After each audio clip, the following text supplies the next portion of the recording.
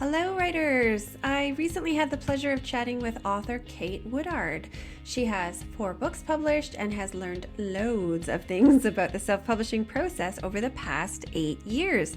Kate has great advice to share with new authors, including one of my favorites, which is allow yourself to write crap, because it's a great way to grow your muscle as a writer. Enjoy getting to know Kate. Hello, everybody. Welcome back to the Writer's Way podcast. I'm here today with author Kate Woodard. Thank you for joining me today, Kate. Thank you so much. I'm really happy to be here. And where in the world are you? I am in Brazil. Just sounds so fantastic to Well, me. it can be for sure. It's right now it's the rainy season, so every day it's been thunderstorming, which has been great. I love it. Oh, fun. Yeah. And here it's snowing. Yeah. Extreme difference. Extreme difference. So can you tell us a bit about your background and how you got started? I know you have 4 books published, but share the story. So my background is in playwriting. And when I was young, I loved to write stories and do theater with my siblings and friends. And I was a big reading buff. And when I got to be a teen, I got into theater and had a theater group for a number of years. And so I went to college for playwriting and majored in playwriting. And after college, I decided to up and go to London, where I joined a theater group and had one of my plays staged, which was really amazing. It's kind of a children's play, a little mystery. And I also joined a couple groups there. One was a writing group, and another was Women in Publishing. And so when I was in the Women in Publishing group, I learned a lot about the publishing industry at the time, and self-publishing was becoming like a big thing. And I thought, I love the idea of having my own creative control over my books, be able to choose my illustrator, design the book myself. So it became more and more appealing to me to self-publish. So I decided to try it out. And it took a while, and I had no idea what I was doing at all.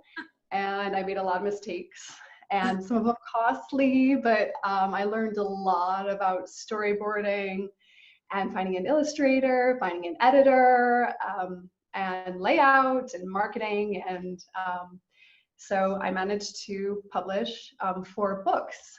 And now I'm here in a completely different country from there, completely different in every way, and sharing my books here with children here, and it's been really amazing. So what a great story.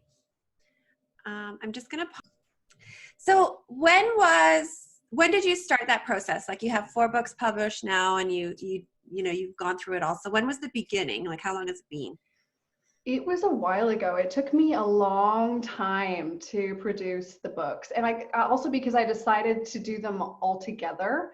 So it probably took me about a year to just even complete the illustration process with my illustrator when I finally got one. So I'm trying to think, it must have been like the entire idea started probably in 2011 or 12.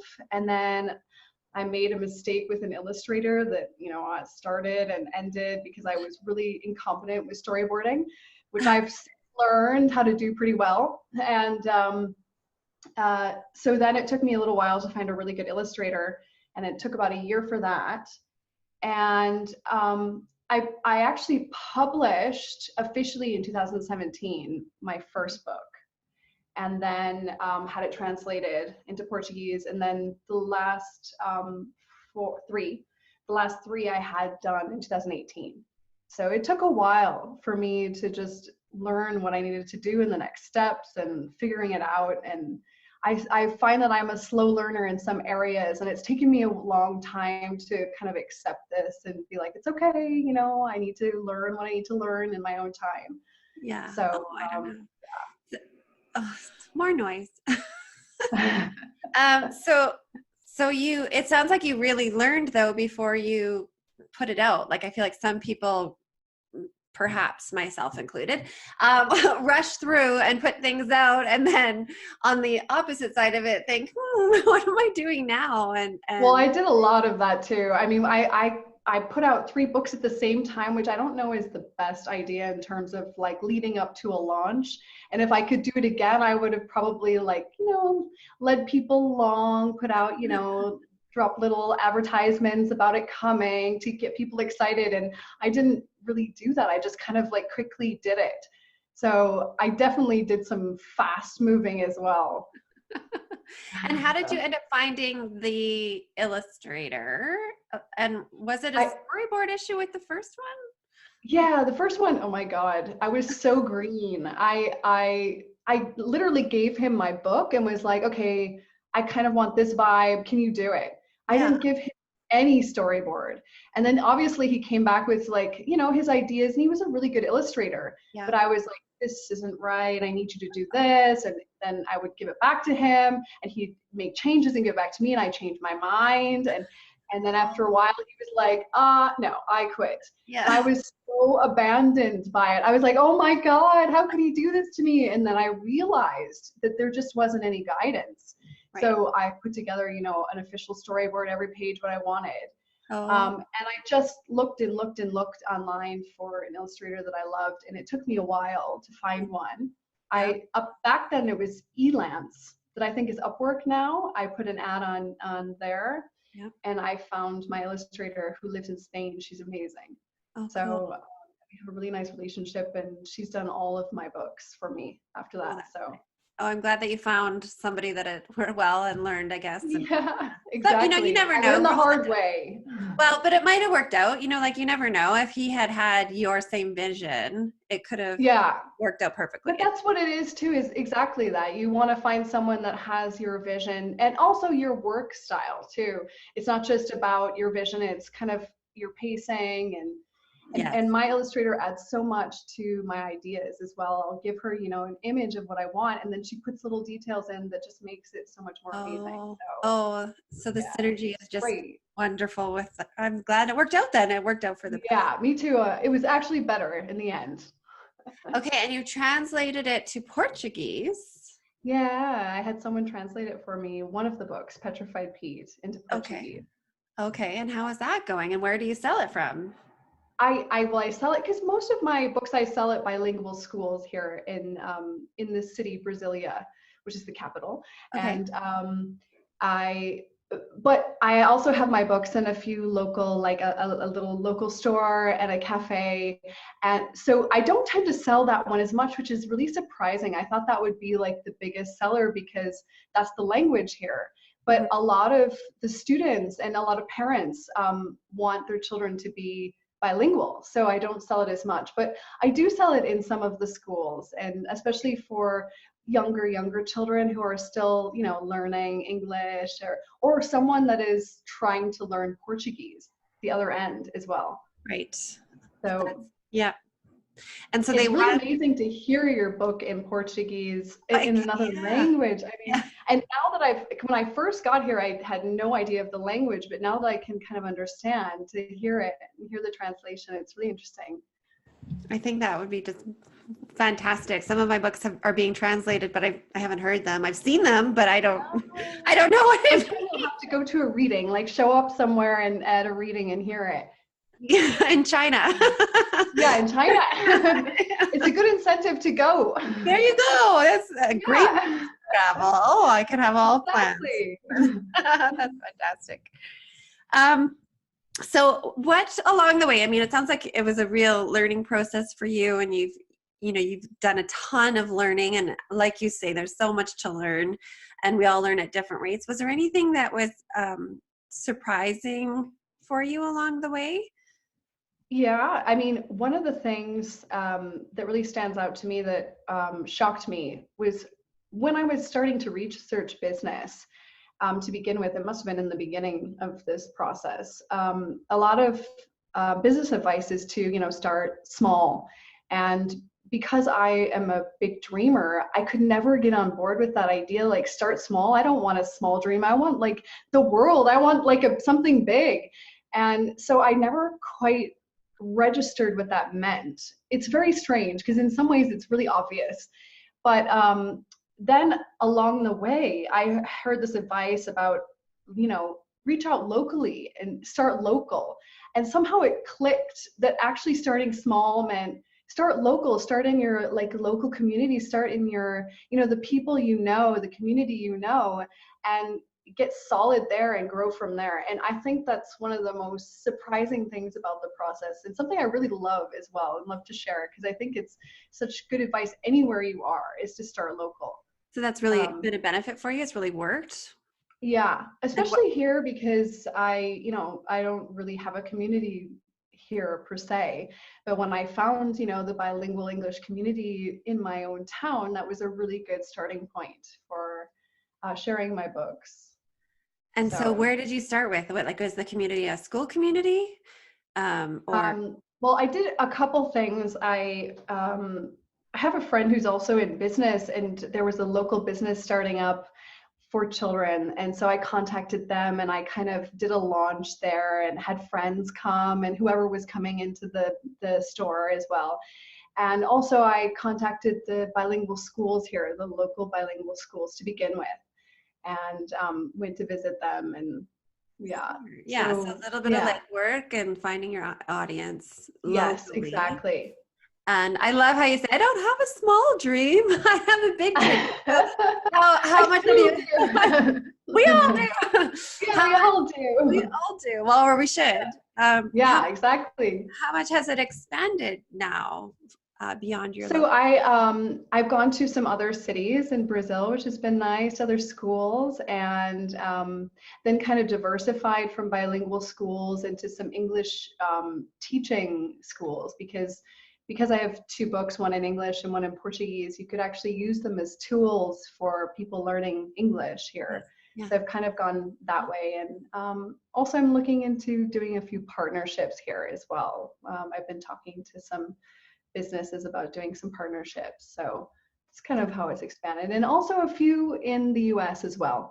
I mean, that has also been a little bit of a slower process than I thought, but I'm looking to have some of my books there as well in some stores that are kind of familiar to me. Yeah. Oh, that's exciting. Yeah. Very exciting. Do you sell on Amazon?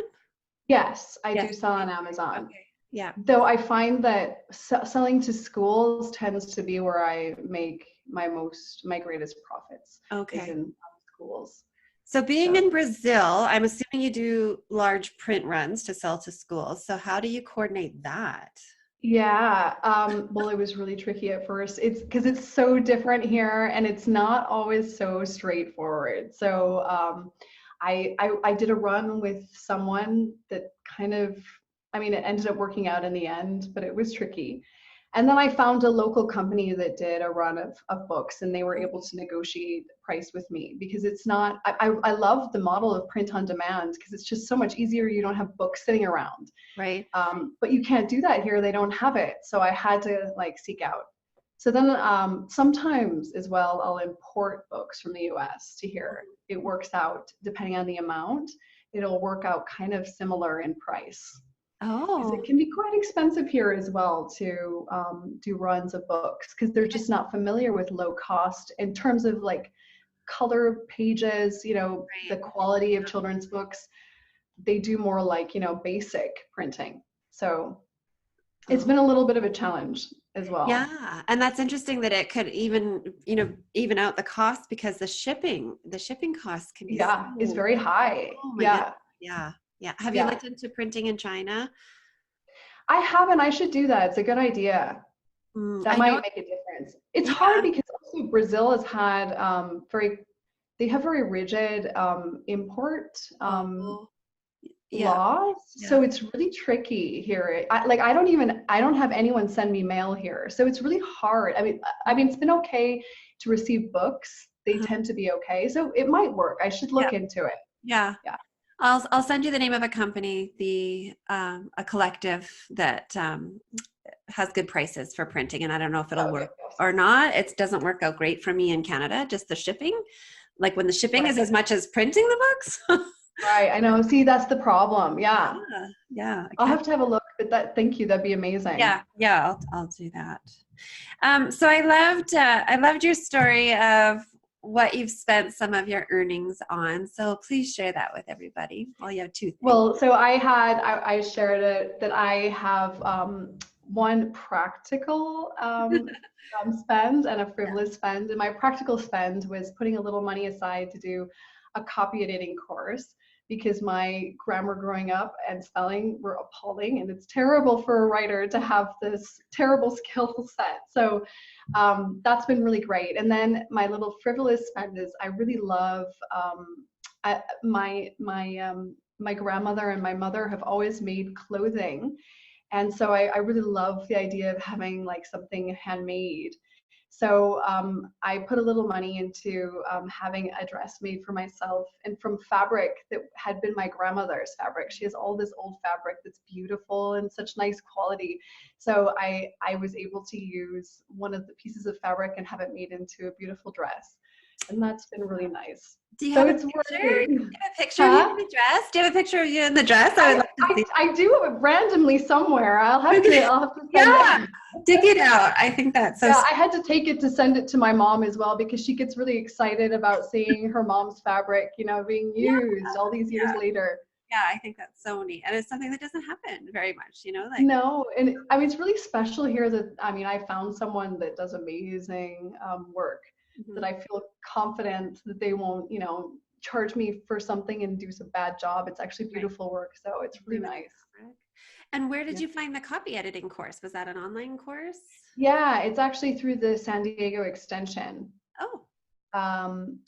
They do a lot of courses online. So this one's online, which is great. So I can take it at home and it's fun.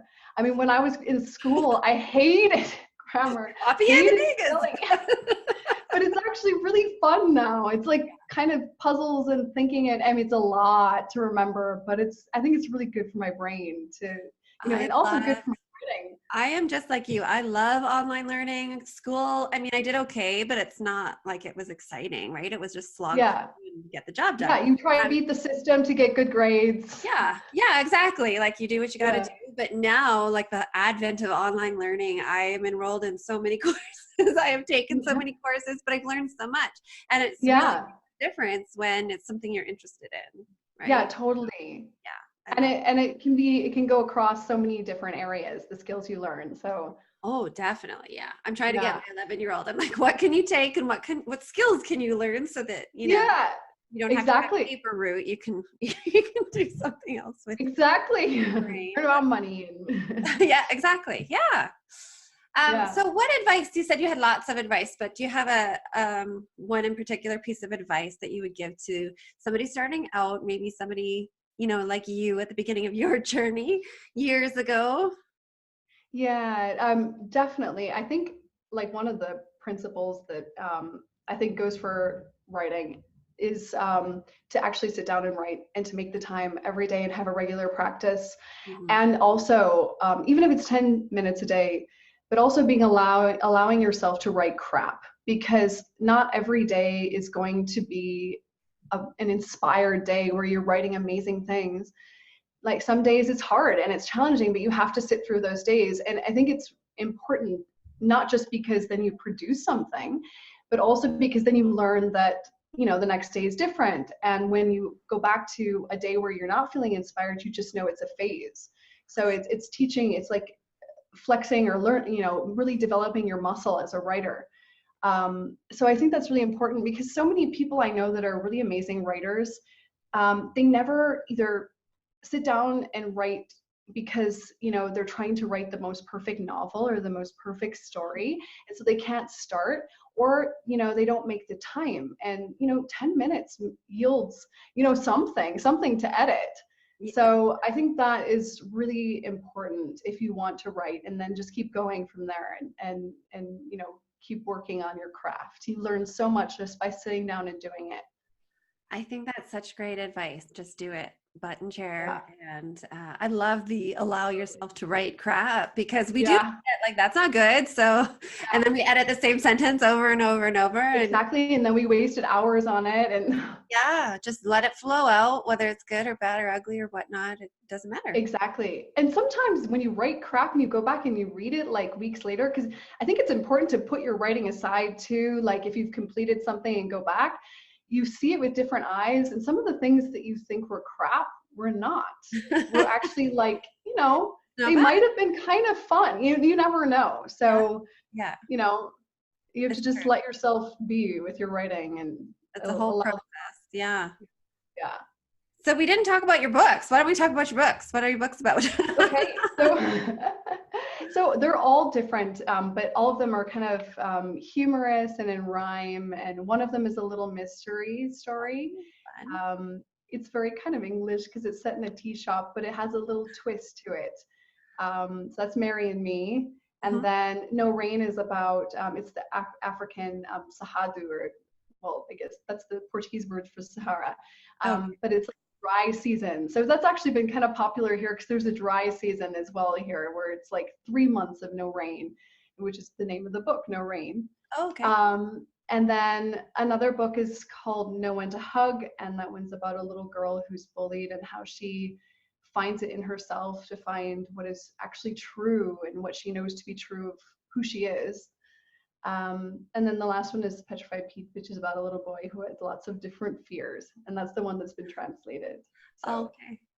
yeah, those Those sound are great. the 4 books, and yeah, Good they're for all in you. rhyme and for 3 to 5 year olds. So Okay. And where can people find them? they can find them on Amazon.com, Amazon.co.uk, even Amazon.com.br, and on Amazon for sure. Yeah. And you can actually find the link on my website as well. So Which is katewoodard.com. yes. Yes. Perfect. Thank you so much. It's been a pleasure getting to know you. I'm very jealous of your son. I'm And trying not to I'm jealous of your winter. switch. Yeah, the grass is greener.